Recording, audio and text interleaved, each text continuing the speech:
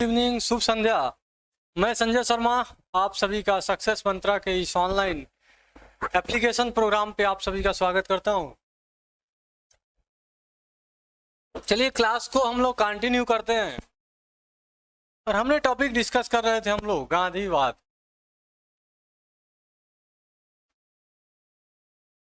ये क्लास आपको 7:15 से प्रोवाइड की जाएगी। हमें थोड़ा सा आने में थोड़ा सा लेट हो जाता है, तो 7:15 से आपकी क्लासेस चलेंगी। गांधीवाद जिसको बोलते हैं गांधीज्म, क्योंकि ऑफलाइन भी क्लासेस रहती हैं सब, तो थोड़ा सा आने में समस्याएं होती है। तो वो है आपकी क्लास जो है 7:15 से स्टार्ट करेंगे हम लोग। गांधीवाद, गांधीज्म टॉपिक को हमने डिस्कस किया था, गांधीवाद के टॉपिक को, और उसमें हमने आपको डिस्कस किया था। तो पहला पॉइंट जो हमने डिस्कस किया था, गांधी का भारतीय राजनीति में प्रवेश।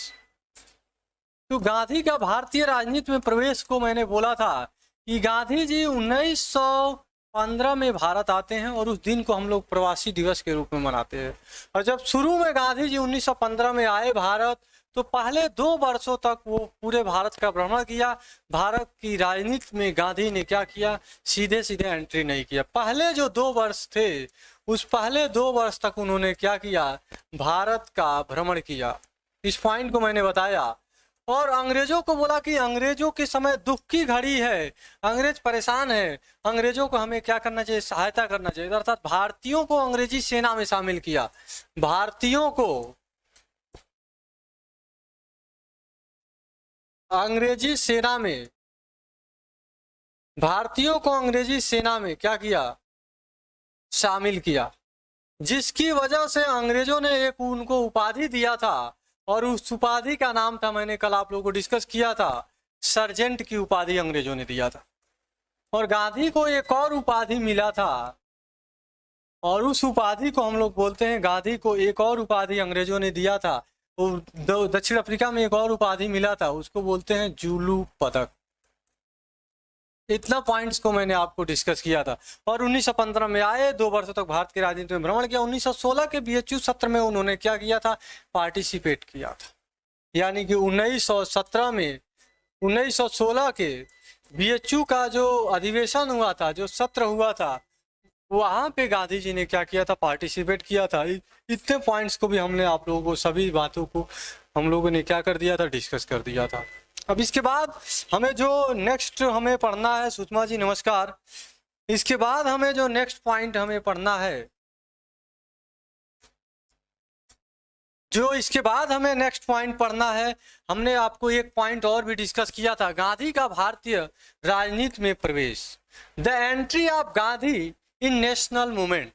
गांधी का भारतीय राजनीति में प्रवेश के गांधी के 3 स्थानीय प्रयोग, हेडिंग बनाइएगा, गांधी के 3 स्थानीय प्रयोग, local experiment of Gandhi in national movement. और इसमें हमको पहला टॉपिक इसमें हमें पढ़ना है, उस टॉपिक को मैंने आप लोगों को डिस्कस किया था। पहला जो टॉपिक था उसका नाम था चंपारण। दूसरा जो हमें इसमें पॉइंट पढ़ना है उसको बोलते हैं हम लोग खेड़ा। और तीसरा जो हमें टॉपिक पढ़ना है उसको बोलते हैं अहमदाबाद मिल स्ट्राइक। अहमदाबाद मिल स्ट्राइक।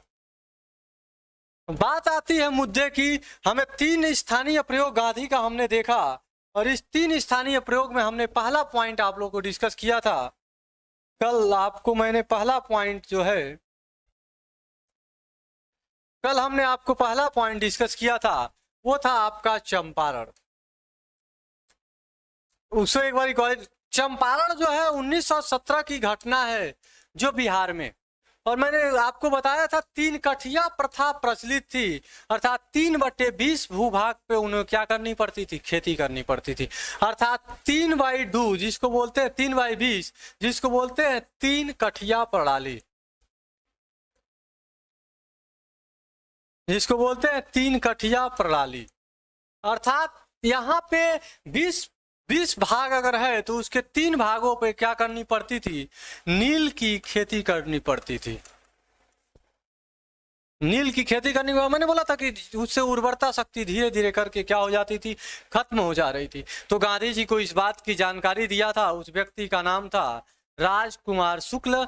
और उस राजकुमार शुक्ल ने गांधी जी को 1916 का जो सेशन हो रहा था, जो इसको लखनऊ अधिवेशन बोलते हैं, जिसकी अध्यक्षता अंबिका चरण मजूमदार ने किया था, वहीं पे राजकुमार शुक्ल ने गांधी जी को इस बात से अवगत कराया कि चंपारण की ये समस्या है। गांधी ने बोला कि जब मैं पटना आऊंगा तब मैं क्या करूंगा, तब मैं चंपारण आऊंगा। और गांधी जी ने वैसा ही किया। जब पटना गए तो उन्होंने चंपारण गए और चंपारण की जांच के लिए उन्होंने क्या किया, पूरा एक चंपारण समिति बनाया और उस समिति के गांधी जी भी सदस्य थे और साथ ही साथ बा भी सदस्य थी, वहीं पे डॉक्टर राजेंद्र प्रसाद और कई सारे लोग उनको धीरे धीरे करके, भूलाभाई देसाई, ऐसे कई सारे लीडर, नेतृत्व करता लोग उनको मिलते चले गए। तो गांधी का भारतीय राजनीति में जो पहला जो नेशनल मूवमेंट जिन्होंने गांधी को स्टार्ट किया वो था आपका चंपारण।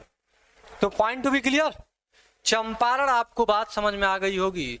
गांधी का पहला जो आंदोलन था उसको बोलते हैं हम लोग चंपारण।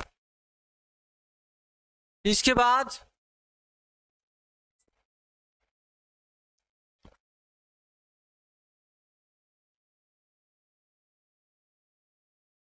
जी बिल्कुल सुषमा जी, आपको तो सारी चीजें याद है, कोई दिक्कत नहीं। अगला जो नेक्स्ट हमें टॉपिक पढ़ना है वो है आपका चंपारण के बाद एक टॉपिक आपका बनता है, वो है अहमदाबाद मिल स्ट्राइक। हेडिंग बनाइए, गांधी जी का दूसरा जो मूवमेंट हमें पढ़ना होता है उसको बोलते हैं अहमदाबाद। ठीक है, अहमदाबाद में हुआ क्या था, दो किसान, एक तरफ किसान है और एक तरफ मजदूर है। अर्थात हम कहेंगे कि एक तरफ किसान और दूसरे तरफ जो है मजदूर। किसान और मजदूर दोनों के बीच में विवाद का मुद्दा है। अभी जैसे कोरोना फैला हुआ है वैसे ही प्लेग फैला हुआ था। क्या फैला हुआ था, अहमदाबाद के क्षेत्रों में प्लेग फैला हुआ था। जैसे आज कोरोना एक वैश्विक महामारी है वैसे ही प्लेग आता था और गांव के गांव को साफ कर देता था। तो अहमदाबाद में हुआ क्या था, प्लेग फैला हुआ था।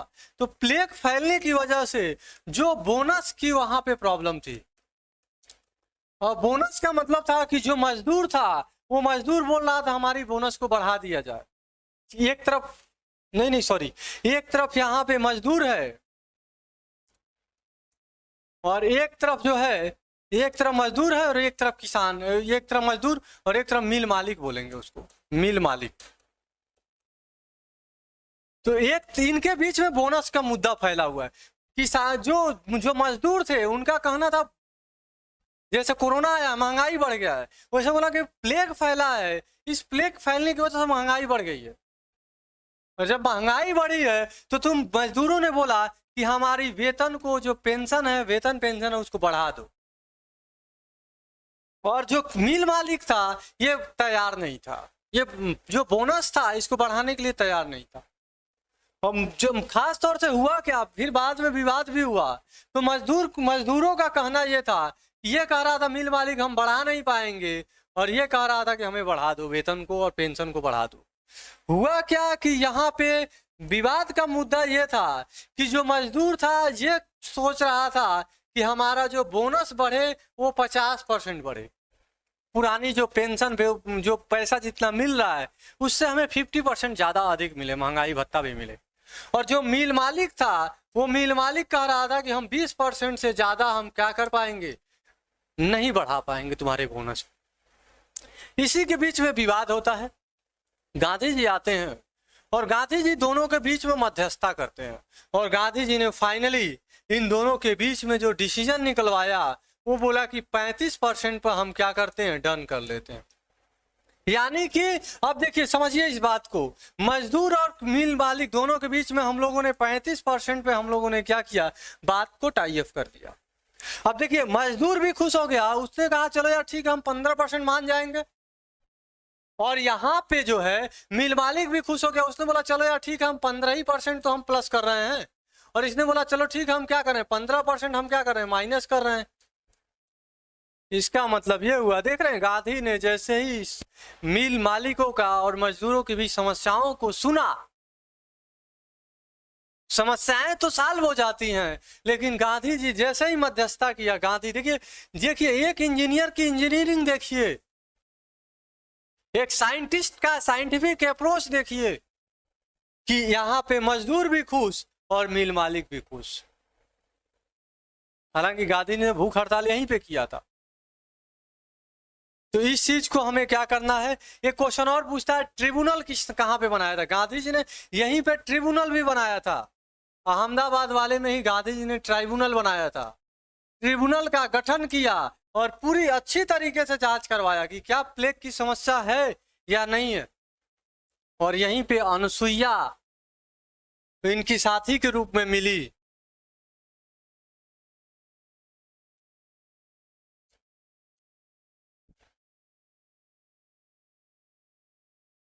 अनुसुईया मिली, फिर सारा भाई मिले।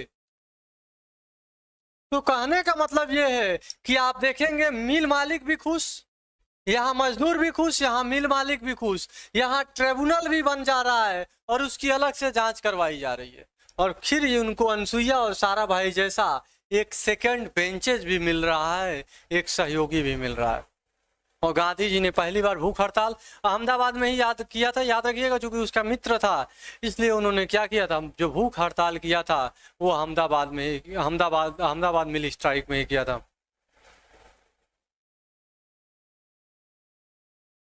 मेरे में नहीं चल रहा, क्या हुआ दीपक जी, नहीं चल रहा क्या? मेरे में नहीं चल रहा था, क्यों?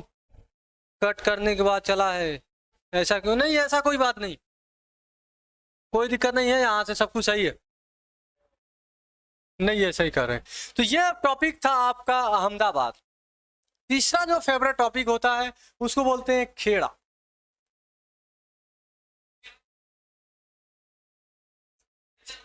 हेडिंग बनाइए खेड़ा। देखिए खेड़ा जो है ये गुजरात का प्लेस है। कई बार क्वेश्चन ये पूछा जाता है कि जो खेड़ा है ये खेड़ा गुजरात का प्लेस है। और यहां पे हुआ क्या था, खेड़ा क्या समस्या क्या था कि अकाल पड़ा हुआ था। गुजरात के क्षेत्रों में बीहड़ अकाल पड़ा हुआ था। तो खेड़ा में हुआ क्या था, अकाल की समस्या थी। और इस अकाल जिसको बोलते हैं फेमिन्स, आपको पता होगा कि भारत में जो फेमिन्स आते थे वो खाद्यान्न फसलों की जगह पे क्या होता था, कैश क्रॉप, जो फूड क्रॉप्स होता था की जगह पे कैश क्रॉप उगाया गया।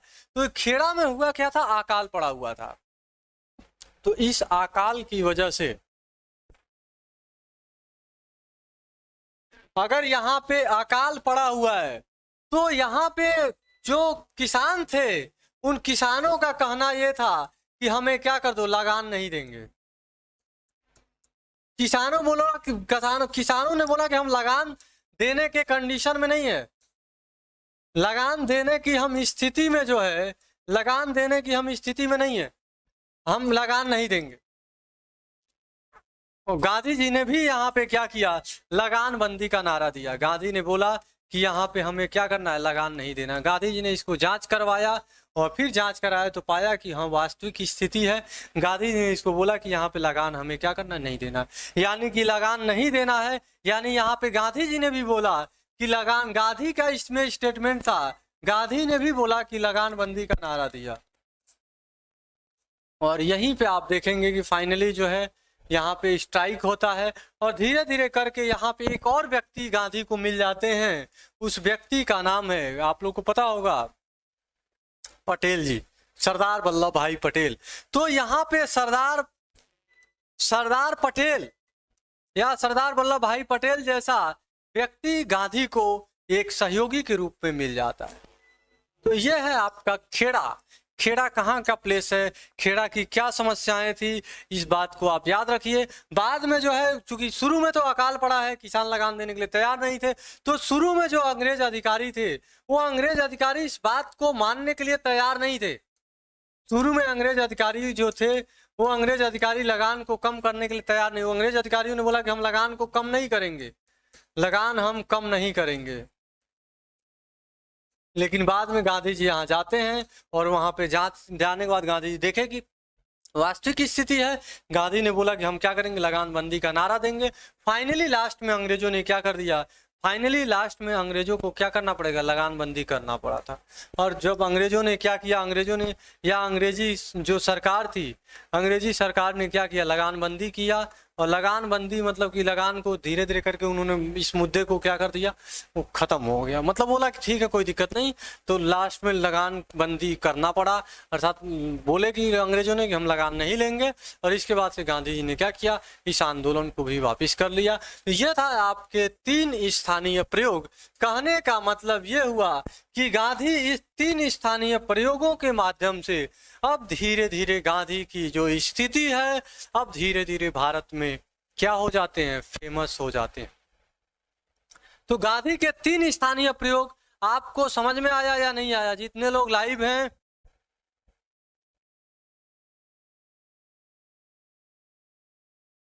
तो जितने लोग लाइव हैं ये बताइए, कोई दिक्कत है? ये है गांधी के 3 स्थानीय प्रयोग। अब सवाल आता है गांधी का असहयोग आंदोलन। हम आपको टॉपिक पढ़ाएंगे गांधी के असहयोग आंदोलन, तो हमें पढ़ना है असहयोग आंदोलन, मेन टॉपिक होता है, उसको बोलते हैं हम लोग असहयोग आंदोलन।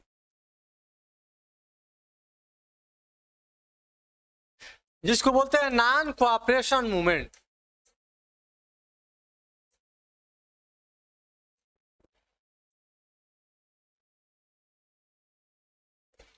नॉन कोऑपरेशन मूवमेंट, इस नॉन कोऑपरेशन मूवमेंट को भी हम पढ़ने से पहले 1-2 पॉइंट हमें पढ़ना होता है। 1919 का वर्ष हमें देखना होगा, इस पॉइंट को। 1919 का वर्ष कैसा था, अर्थात 1919 के वर्ष का हम देखेंगे। और फिर दूसरा पॉइंट हम देखेंगे खिलाफत आंदोलन।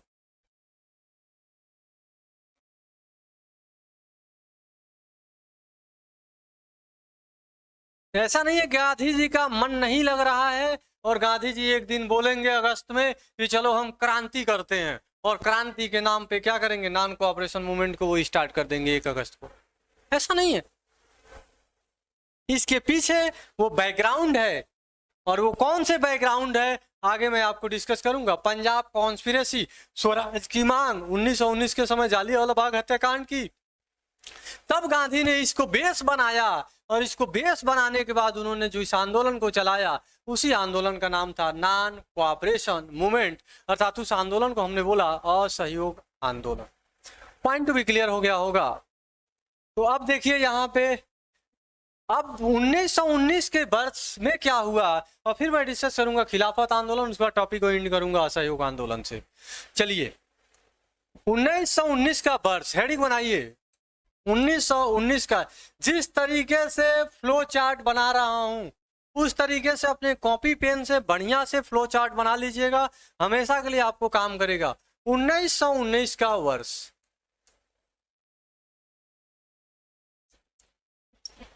The year of 1909। द 1919 के वर्ष में क्या हुआ? देखिए 1919 को पढ़ने से पहले 1919 में एक घटना होती है जालियांवाला बाग, उसी को हम समझाना चाह रहे हैं। तो जालियांवाला बाग को समझाने से पहले पॉइंट को मार करिएगा, उसका बेस क्या था। 1917 में एक कमेटी आई, जिस कमेटी को बोलते हैं सेडिशन कमेटी।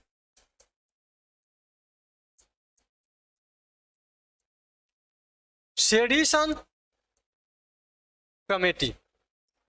अब देखिए सेडिशन कमेटी क्यों गठित की गई थी।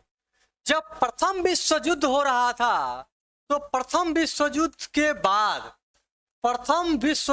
बाद आप देखेंगे कि भारत में जो राष्ट्रवादी जो गतिविधियां हैं, भारत में जो राष्ट्रवादी गतिविधियां हैं,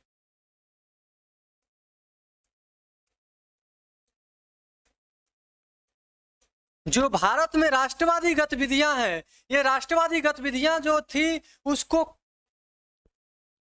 सप्रेस करना था। यानी राष्ट्रवादी गतिविधियां धीरे धीरे करके बढ़ रही थी और अंग्रेजों का ध्यान विश्व युद्ध की तरफ था। तो भारतीयों ने धीरे धीरे आप देखेंगे कि राजनीतिक गतिविधियां कर रहे थे, अलग ऑर्गेनाइजेशन बना रहे थे। तो अंग्रेजों का उद्देश्य ये था कि सेडिशन कमेटी का इसलिए ने गठन किया कि राष्ट्रवादी गतिविधियां जो है, भारत में जो राष्ट्रवादी गतिविधियां हो रही हैं, नेशनलिज्म को बढ़ावा देने के लिए जो पार्टी बन रही है, उसको हमें क्या करना है, कमजोर करना है। यानी राष्ट्रवादी गतिविधियों को कमजोर करने के लिए क्या किया गया, उन्होंने कमजोर करने के लिए एक कमेटी का गठन किया जिसको बोलते हैं सेडिशन कमेटी।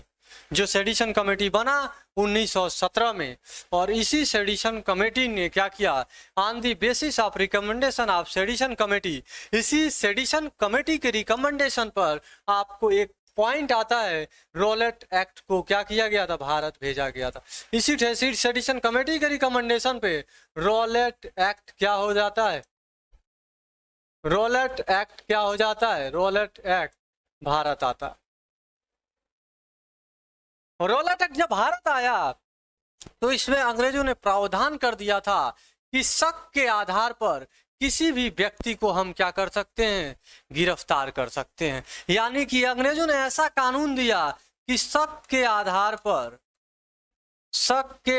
पर हम क्या कर सकते हैं, शक के आधार पर किसी भी व्यक्ति की क्या कर सकते हैं, किसी भी व्यक्ति या संस्था की हम क्या कर सकते हैं, गिरफ्तारी कर सकते हैं। अभी बताइए युवाओं को ये बर्दाश्त होगा? अंग्रेजों ने बोला कि हमें जिसके ऊपर शक होगा हम उसको क्या कर लेंगे, गिरफ्तार कर लेंगे। वास्तव में लॉजिक क्या था सेडिशन कमेटी ने, ये राष्ट्रवादी गतिविधियों को कमजोर करना था। इसलिए उन्होंने, अंग्रेजों ने एक कानून को लाया जिसने बोला कि रॉलेट एक्ट ने प्रोविजन किया कि शक के आधार पर हम किसी भी व्यक्ति को क्या कर लेंगे, गिरफ्तार कर देंगे, जिसको भारतीयों ने बोला बिना वकील, बिना दलील, बिना अपील का कानून। अर्थात इसको भारतीयों ने क्या बोला, तो इसको भारतीयों ने बोला कि अंग्रेजों ने तो ऐसा कानून पारित कर दिया, बिना वकील, बिना दलील, और फिर बोलेंगे बिना वकील, बिना दलील, बिना अपील।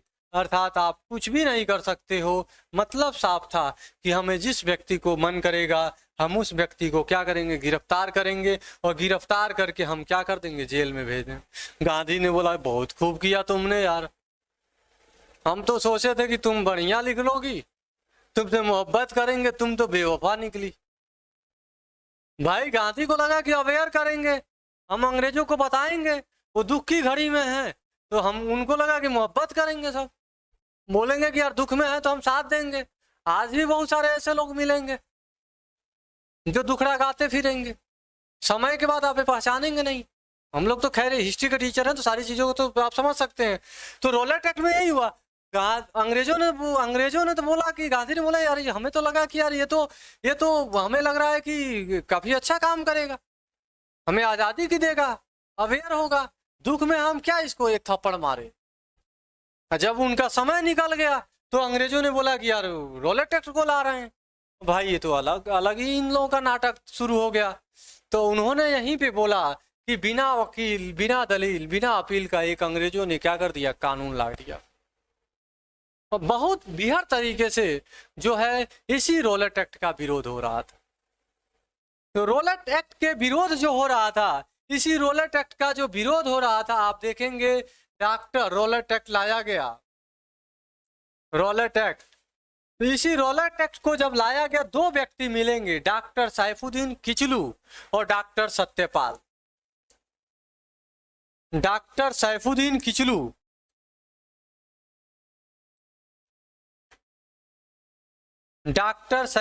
किचलू और फिर आप देखेंगे डॉक्टर सत्यपाल। ये दो लोग ऐसे थे जो इस रॉलेट एक्ट का क्या कर रहे थे, विरोध कर रहे थे। और समय था आपका 13 अप्रैल 1919, और यही 13 अप्रैल 1919 को जगह था जालियांवाला बाग। 13 अप्रैल 1919 जहां पे कि बैसाखी का त्योहार मनाया जा रहा था, पंजाब में है ये, बैसाखी का पर्व मनाया जा रहा था। तो ये आप देखेंगे कि बैसाखी का पर्व यहीं पे मनाया जा रहा है। 13 अप्रैल 1919 को बैसाखी का पर्व मनाया जा रहा है। जैसे लोहड़ी हमारे यहाँ, हम लोग यहाँ मनाया जाता है, जो पर्व होता है, खिचड़ी, तो वैसे ही पंजाब के क्षेत्र में एक पर्व मनाया जाता है, काफी फेमस होता है। तो ये था आपका बैसाखी का पर्व मनाया जा रहा था, जिसका नेतृत्व डॉक्टर सैफुद्दीन और डॉक्टर सत्यपाल की अंग्रेजों ने क्या कर दिया, गिरफ्तारी दे दिया। इसी को विरोध होने लगा था इसी 13 अप्रैल को। और जैसे ही 13 अप्रैल को विरोध हुआ, जो वहां का गवर्नर था जिसका नाम था जनरल डायर, कुछ लोग जनरल डायर, कुछ माइको डायर, जो भी हो बस याद रखिएगा, वहां का जो गवर्नर था डायर ने, आपके एग्जाम में यही पूछेगा, जनरल डायर। जनरल डायर ने क्या कर दिया था, जब निहत्थी सेना थी, जालियांवाला बाग हत्याकांड, जो जालियांवाला प्लेस है, बाग जालियांवाला वो बाग करके ऐसे मान लीजिए, जालियांवाला ऐसे, तो जालियांवाला बाग एक प्लेस है, कुएं वाला ऐसे करके कई सारे नाम मिलेगा आपको पंजाब के क्षेत्रों में। तो जालियांवाला बाग हत्याकांड में हुआ क्या था, एक सकरी मार्ग होती थी, और इसी सकरी मार्ग से क्या होता, चारों तरफ से पैक था और एक तरफ से मार्ग जाता था। तो यहीं से जाने का रास्ता एक ही था, एग्जिट और आउटपुट दोनों ही पॉइंट एक तरफ से था। इसी बाग में जो है जालियांवाले में चारों तरफ से अंग्रेजों ने की सेनाओं ने भारतीयों को घेर लिया। भारत की सेना नहीं, जो भारत की आम जनता थी, अब वो निकलती कहाँ पे। और यहाँ पे इस दुष्ट ने, जनरल डायर ने बोला कि हमने मार्शल लॉ को लगाया है, और इस दुष्ट ने क्या कर दिया, मार्शल लॉ के बहाने उस निहत्थी सेना पर क्या कर दिया, फायरिंग का आदेश जारी कर दिया। और काफी सारे लोगों ने अपनी जान को बचाने के लिए, वो एक कुआं हुआ करता था, उसी कुएं में जाकर के अपनी जान गंवा दी। भारतीय इतिहास का या अंग्रेजों ने इस काले धब्बे का अंजाम दिया, या इस काली घटना को अंजाम दिया। और दुख की तो बात तब होती है कि इस दुष्ट को इस अंग्रेजों ने सजा देने के बजाय, इस दुष्ट को अंग्रेजों ने सजा नहीं दिया था। एक अखबार होती है जिसको बोलते हैं मॉर्निंग पोस्ट, तो मॉर्निंग पोस्ट नामक अखबार ने इस दुष्ट को, इस निहत्था हत्यारा को, इन्होंने बोला कि ये शेर है, ब्रिटेन का शेर है। अर्थात इस मॉर्निंग पोस्ट ने ब्रिटेन का शेर इसको घोषित किया और इसको पुरस्कृत किया। ब्रिटेन का शेर बोला मॉर्निंग पोस्ट अखबार ने, देख रहे हैं। और एक क्वेश्चन और बनता है, एक व्यक्ति हुए जिनका नाम था उधम सिंह, और इसी उधम सिंह ने ही क्या किया था, उधम सिंह धन को एकत्रित किए। एक छोटा लड़का था जिसने जालियांवाला बाग हत्याकांड को देखा था, और इसी जालियांवाला बाग हत्याकांड को देखने की वजह से इसने बोला, बेटा हम तुमसे क्या करेंगे, बदला तो ले करके रहेंगे। और यही उधम सिंह देखेंगे यहाँ पे 1919 के बाद पैसे को जुटाता है, और किसी तरीके से जब इसके पास पैसा होता है तो 1940 में क्या करता है, लंदन जाता है। और लंदन जाता है, फिर वो खोजता है डायर को, और डायर को खोजने के बाद वो क्या कर देता है, उसकी निर्मम हत्या कर देता है। हालांकि बाद में वहां की गवर्नमेंट ने उसको भी पकड़ करके खत्म कर दिया था। तो 1940 में उधम सिंह नामक व्यक्ति ने लंदन गया, और जा करके उन्होंने क्या किया, इस हत्यारे को क्या कर दिया, हत्या कर दिया, मर्डर कर दिया। ये पॉइंट था आपका, जो मैंने एक छोटा सा पॉइंट आपको डिस्कस किया। 1919 का वर्ष, यानी Rowlatt Act with the sedition committee के recommendation, on the recommendation of sedition committee के रिकमेंडेशन पे जो है भारत में जो चलता है, उस घटना का हमने नाम दिया आपको। ये सारी बातों को मैंने आपको डिस्कस कर दिया। 1919 का वर्ष 1940 में, बिल्कुल दीपक जी बिल्कुल सही है, जय हो उधम सिंह, बिल्कुल जय हो उधम सिंह, मॉर्निंग पोस्ट। तो ये है आपका, ये आपका टॉपिक था 1919 का वर्ष। रॉलेट एक्ट समझ में आया, जालियांवाला बाग समझ में आया, चंपारण खेड़ा अहमदाबाद समझ में आया, जितने लोग लाइव में बताए, चंपारण खेड़ा अहमदाबाद समझ में आया कि नहीं आया, जितना टॉपिक मैंने पढ़ाया उतना समझ में आया कि नहीं आया, बताइए आप सभी लोग, जितने लोग लाइव हैं बताएं, बताएं भैया, जितने लोग लाइव हैं एक बार बताइए, कोई दिक्कत, एक बार थम्स अप करिए।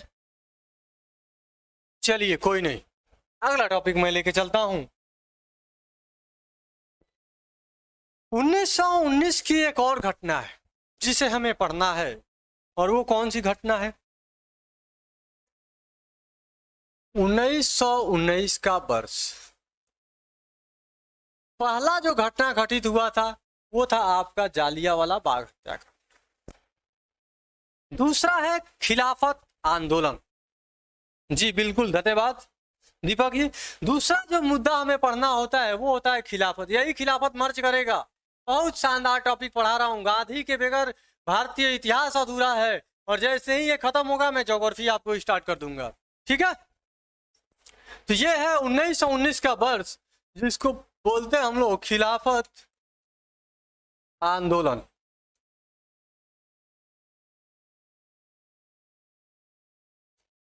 आप समझिए, जो प्रथम विश्व युद्ध हो रहा था, तो इस प्रथम विश्व युद्ध में हुआ क्या था कि प्रथम विश्व युद्ध के समय, इसी घटना है, प्रथम विश्व युद्ध के समय आप देखेंगे, फर्स्ट वर्ल्ड वॉर जब हो रहा था, प्रथम विश्व युद्ध हो रहा था, तो इसी प्रथम विश्व युद्ध के समय तुर्की एक देश है। आप देखेंगे कि मेडिटेरियन सी, जो भूमध्य सागर है, उसी के आसपास वाले क्षेत्रों में तुर्की एशिया और यूरोप दोनों ही देशों में क्या करता है, सीमा को साझा करता है। तो जो तुर्की था प्रथम विश्व युद्ध में, यह तुर्की या टर्की कहें, यह मित्र राष्ट्रों के विरोध में लड़ रहा था। मित्र राष्ट्रों का मतलब कि जो ब्रिटेन था, उस ब्रिटेन के विरोध में लड़ रहा था। अब ध्यान से समझिएगा, ये टॉपिक समझा नहीं पाएगा कोई, फंसेगा यहाँ पे। ये ब्रिटेन के प्रथम विश्व युद्ध में जो तुर्की था, मित्र राष्ट्र यानी कि ब्रिटेन के विरोध में लड़ रहा था। और अंग्रेजों की इसमें विजय होती है। और विजय होने के बाद अंग्रेजों ने तुर्की पर अपमानजनक शर्तों को रखा और तुर्की को पार्ट पार्ट में तोड़ने की बात कही। हद तो तब हो गया था कि इस तुर्की में मुस्लिम वर्ग रहता था और एक तुर्की में एक पद हुआ करता था, उस पद का नाम था खलीफा का पोस्ट, खलीफा का पद। अंग्रेजों ने क्या किया कि बोला कि खलीफा का पद जो है उसको खत्म कर दो। यानी कि अंग्रेजों ने बोला कि खलीफा के पद को हम क्या करेंगे, खत्म कर देंगे। पदों को या पद को हम क्या कर देंगे, खत्म कर देंगे। यहाँ पे बोला गया कि खलीफा जो है इसके पद को हम रहने नहीं देंगे, उसको हम खत्म कर देंगे। अब ये बताइए, जो मुस्लिम है उसको क्या अच्छा लगेगा, उसके धर्मगुरु को ही खत्म कर दिया गया, जिसकी वजह से जो भारत का जो मुसलमान है, जब ये खलीफा का पद को खत्म करने के लिए बोला गया, तो अब देखिए मुद्दा यहाँ पे फिर दिक्कत में आ गया। जो भारतीय मुसलमान है, इस भारतीय मुसलमानों को लगा कि यार हमारे धर्म का मामला है। भारतीय मुसलमानों को लगा, धर्म चूंकि एक अफीम होता है, तो भारतीय मुसलमानों को लगा कि हमारे धर्म में क्या कर रहे हैं, अंग्रेज हस्तक्षेप कर रहे हैं। अब भाई भारतीयों ने भी तो अंग्रेजों का साथ दिया था ना, यानी भारतीय मुसलमानों को भी अब क्या हो गया, भारतीय मुसलमान भी ब्रिटेन के विरोध में हो गए, ब्रिटेन के विरोध में हो गए। वो भारतीय मुसलमान जो भारत के तरफ से अंग्रेजों के लिए युद्ध लड़े थे, वो विरोध में हो गए। उन्होंने बोला यार ये तुमने क्या किया, हम तो तुम्हारी तरफ से युद्ध लड़े थे और जो मेरा गुरु है उसको ही तुम खत्म कर रहे हो। गांधी जी ने बोला बस कर यार, गांधी जी ने बोला बस कर मेरे भाई, यही तो मेन समय है जहां पे छक्के पे चौके मारो। तो गांधी जी ने बोला कि अब हम क्या करेंगे, भारतीय मुसलमान भी अंग्रेजों से नाराज है, यानी कि गांधी जी ने क्या कर दिया, खट से जो है खिलाफत आंदोलन का समर्थन कर दिया।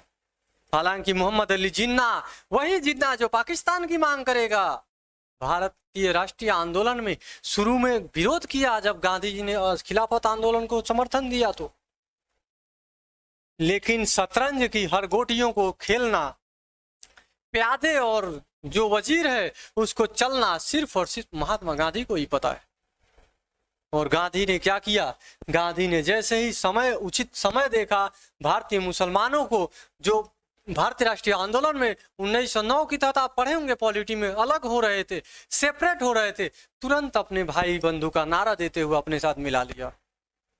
और गांधी जी ने खिलाफत आंदोलन का क्या कर दिया, समर्थन कर दिया। हालांकि खिलाफत आंदोलन धीरे धीरे 1920 के बाद आगे बढ़ा, लेकिन बाद में जो है यहाँ पे आप देखेंगे कि एक व्यक्ति नाम था जिसको बोलते हैं कमाल पाशा।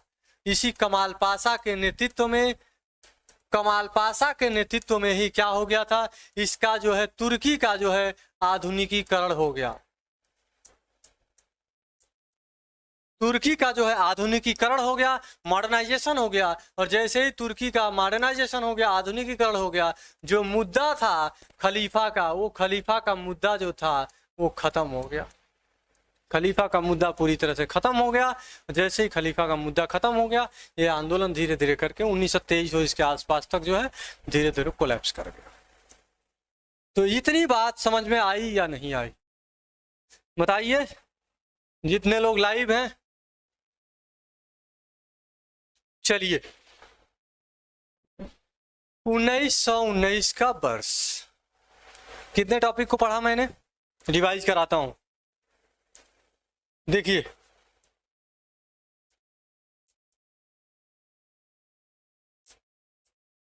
ये बढ़िया सिस्टम है।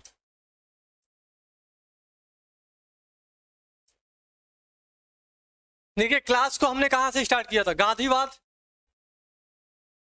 जितना पढ़ा उतना तैयार हुआ कि नहीं, एक बार कॉल करिए।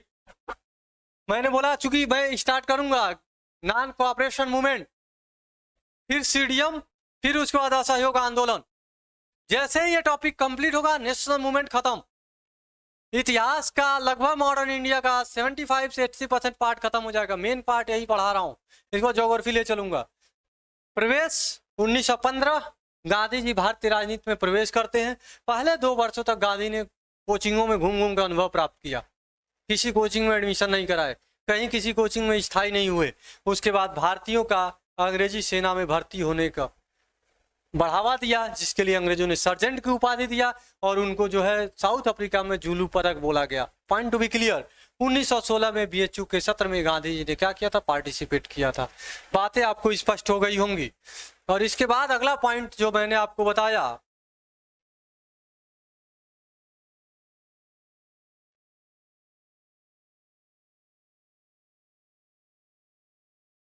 उसके बाद गांधी के 3 स्थानीय प्रयोग को मैंने आपको डिस्कस किया, चंपारण, खेड़ा और अहमदाबाद। स्पष्ट हो गया, चंपारण क्या था, खेड़ा क्या था, अहमदाबाद क्या था। देखिए, चंपारण 1917 में लाया गया। 3/20 यानी 3 कठिया पड़ाली बोलते हैं। नील की खेती को लेकर के विवाद था। राजकुमार शुक्ल ने क्या किया था, इसकी जानकारी दिया था। और 1916 में लखनऊ के अधिवेशन में गांधी जी को इस बात के लिए बोला गया, और गांधी ने बोला कि जब मैं चंपारण आऊँगा, जब मैं पटना आऊँगा तो मैं चंपारण आऊँगा। गांधी वहाँ कमेटी बनाते हैं। सारे पॉइंट्स को मैंने आपको डिस्कस कर दिया चंपारण का। इसके बाद अगला जो पॉइंट मैंने आपको बताया था, वो बोला था अहमदाबाद। अहमदाबाद में क्या मुद्दा था, मिल मालिक का मुद्दा था। मिल मालिक और मजदूर के बीच क्या था, विवाद का मुद्दा था। जो मिल मालिक थे वो चाहते थे कि हमें क्या हो, 20% ज्यादा हम बोनस बढ़ा करके थे प्लेग की वजह से, और जो मजदूर थे वो चाहते थे 50% हो। फाइनली जो बात होती है वो 35% पर क्या हो जाती है, फाइनली डन हो जाती है, यानी कि दोनों ही खुश हो जाते हैं। गांधी की कलाकारी देखिए, मजदूर भी खुश, मिल मालिक भी खुश, और उसके बाद क्या हो जाता है, 15% दोनों कम बेस कर लेते हैं, बातें बन जाती है। गांधी इसी पे ट्राइब्यूनल बनाए, और गांधी को यहाँ पे अनसुईया और सारा भाई जैसे क्या हो जाते हैं, लीडर मिल जाते हैं और ही सहयोगी मिल जाते हैं। ये चीजें थी, मैंने आपको डिस्कस कर दिया अहमदाबाद। इसके बाद की अगर हम टॉपिक को देखेंगे तो ये मैंने आपको डिस्कस किया था खेड़ा। खेड़ा में अकाल का मुद्दा पड़ा हुआ था, और गांधी ने यहाँ पे लगान बंदी का नारा दिया, और गांधी यहाँ पे क्या करते हैं, जांच करवाते हैं, और जांच करवाने के बाद अंग्रेजी सेना ने बाद में इसको लगान बंदी को खत्म कर दिया था। और शुरू में उन्होंने गांधी यहाँ पे लगान बंदी का नारा दिया, लगान देने की स्थिति नहीं है, अलग खुद जांच करवाए थे उसकी। और इसको याद रखिएगा, यहीं पे गांधी को एक व्यक्ति मिलता है सहयोगी के रूप में, उस व्यक्ति का नाम है सरदार वल्लभ भाई पटेल। ये टॉपिक आपको स्पष्ट हो गया होगा। इतनी बातें आ रही है कि नहीं आ रही है? हाँ, लखनऊ अधिवेशन में राजकुमार शुक्ल से मुलाकात हुई थी, बिल्कुल उन्हीं ने तो बोला था, तभी तो ये पहुंचे थे।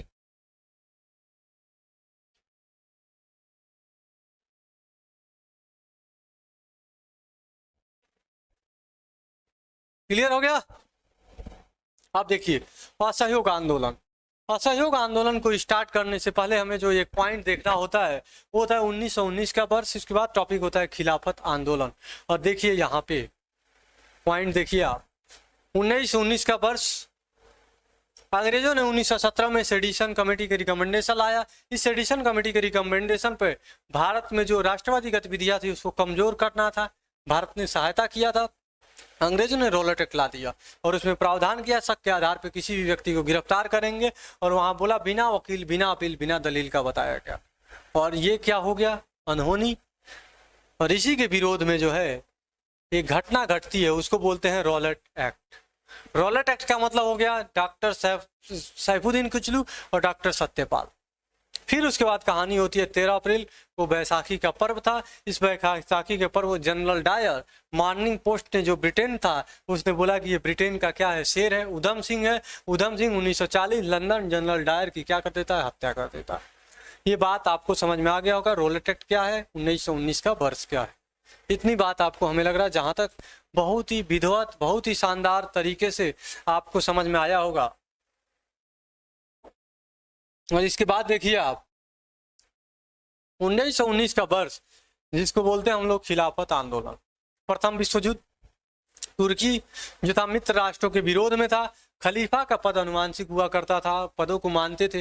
भारतीय मुसलमान और ब्रिटिश मुसलमानों को कैसे अंग्रेजों ने लड़ाया, और इस मुद्दे को मैंने डिस्कस किया। शुरू में गांधी जी ने इसको सपोर्ट किया, और सपोर्ट करने के बाद शुरू में कई सारे लोगों ने इसका विरोध किया, लेकिन गांधी उचित समय को देखते हुए आंदोलन को उन्होंने सपोर्ट किया। भारतीय मुसलमान भी विरोध में हो गए थे, और इसी के साथ गांधी जी ने क्या कर दिया, एक बैकग्राउंड को बना दिया। तो ये था आपका टॉपिक।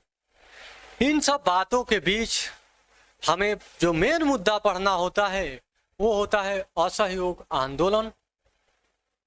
और इसके बाद असहयोग आंदोलन के बाद हमें जो मेन दूसरा टॉपिक पढ़ना होता है उस टॉपिक का नाम होता है हमारा, असहयोग आंदोलन के बाद हमें एक और टॉपिक पढ़ना होता है जिसको सविनय अवज्ञा आंदोलन बोलते हैं। और सविनय अवज्ञा आंदोलन के बाद भारत छोड़ो आंदोलन। तो अब हम चल चुके हैं गांधीयन मूवमेंट की तरफ, असहयोग, सविनय अवज्ञा आंदोलन और भारत छोड़ो आंदोलन। वास्तव में जो स्वराज है, इसी स्वराज के ये 3 रूप है। गांधी ने जो स्वराज शब्द दिया, स्वराज का मतलब आजादी के लिए, उसी का 3 रूप हमें देखना है। उसी 3 रूप को पहला जो हम बोलते हैं उसको बोलते हैं असहयोग आंदोलन।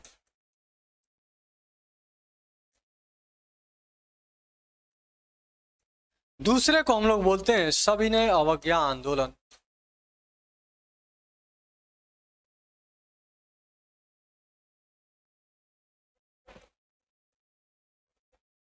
और इसके बाद हम लास्ट में देखेंगे भारत छोड़ो आंदोलन।